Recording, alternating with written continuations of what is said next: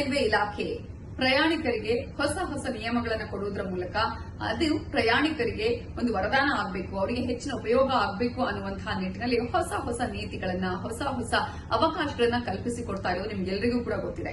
ಯಾರ್ಯಾರು ರೈಲ್ವೆಯಲ್ಲಿ ಪ್ರಯಾಣ ಮಾಡ್ತಿದ್ದೀರೋ, ತತ್ಕಾಲಲ್ಲಿ ticket booking ಮಾಡ್ತಾ ಇದ್ರು, ಅವರೆಲ್ಲರೂ ನೋಡಲೇಬೇಕಾದಂತಹ ಮಾಹಿತಿ ಇದು. ಕಾರಣ, ಈಗಾಗಲೇ ರೈಲ್ವೆ ಬುಕಿಂಗ್ ಮಾಡುವಂತಹ ಸಂದರ್ಭದಲ್ಲಿ, ತತ್ಕಾಲಲ್ಲಿ ಟಿಕೆಟ್ ಬುಕಿಂಗ್ ಮಾಡುವಂತಹ ಸಂದರ್ಭದಲ್ಲಿ ಒಂದಷ್ಟು ಹೊಸ ನಿಯಮಗಳನ್ನ ಮಾಡಲಾಗಿದೆ, ಬದಲಾವಣೆಗಳನ್ನ ಮಾಡಲಾಗಿದೆ. ಆ ಬದಲಾವಣೆಗಳು ಏನು ಅಂತ ಹೇಳಿದ್ರೆ, ಐಆರ್ಟಿಸಿಯ ನಿಯಮಗಳಲ್ಲಿ ಬದಲಾವಣೆಗಳನ್ನ ತರಲಾಗಿರೋದ್ರಲ್ಲಿ ಮೊದಲನೇದಾಗಿ ಇಲ್ಲಿವರೆಗೂ 10 ಗಂಟೆಗೆ ನೀವು ತತ್ಕಾಲ ಟಿಕೆಟ್ ಅನ್ನ ಬುಕಿಂಗ್ ಮಾಡೋದಕ್ಕೆ ಅವಕಾಶ ಆಯಿತು. ಇದೀಗ ಆ ಸಮಯ ಬದಲಾಗಿದೆ.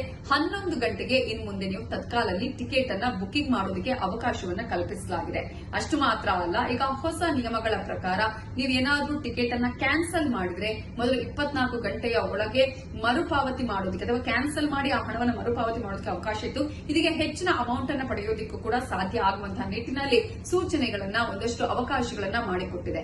ಜೊತೆಗೆ ಈಗಾಗಲೇ ನೀವು ಟಿಕೆಟ್ ಬುಕಿಂಗ್ ಮಾಡುವಂತಹ ಸಂದರ್ಭದಲ್ಲೂ ಕೂಡ ಎಸಿ ಕೋಚಿಂಗ್ ಆಗಿರ್ಬೋದು ಅಥವಾ ಅದರಲ್ಲಿ ನಿಮ್ಗೆ ಯಾವ್ದಾದ್ರು ಸೀಟ್ಗಳು ಇದೆ ಬೇಕು ಅನ್ನುವಂಥದ್ದು ಇದ್ರೂ ಕೂಡ ಅದರ ಅವಕಾಶದ ಜೊತೆಗೇನೆ ರೇಟ್ ಎಷ್ಟು ಅನ್ನೋದ್ರ ಬಗ್ಗೆ ಕೂಡ, ಡಿಮ್ಯಾಂಡ್ ಮತ್ತು ಸಪ್ಲೈಗೆ ಸಂಬಂಧಪಟ್ಟ ಹಾಗೆ ರೇಟ್ ಎಷ್ಟು ಅನ್ನೋದ್ರ ಬಗ್ಗೆ ಕೂಡ ನೀವು ಮಾಹಿತಿಯನ್ನು ಪಡ್ಕೊಳ್ಳೋದಕ್ಕೆ ಸಾಧ್ಯ ಆಗುತ್ತೆ.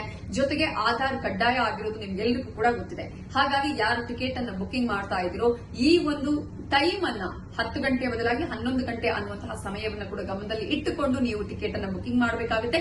ಜೊತೆಗೆ ಇನ್ನೊಂದಷ್ಟು ಹೊಸ ಸೂಚನೆಗಳು, ಹೊಸ ನಿಯಮಗಳಿದೆಯಲ್ಲ ಅದರಲ್ಲೂ ಕೂಡ ನೀವು ಪಾಲನೆ ಮಾಡಬೇಕಾಗುತ್ತೆ.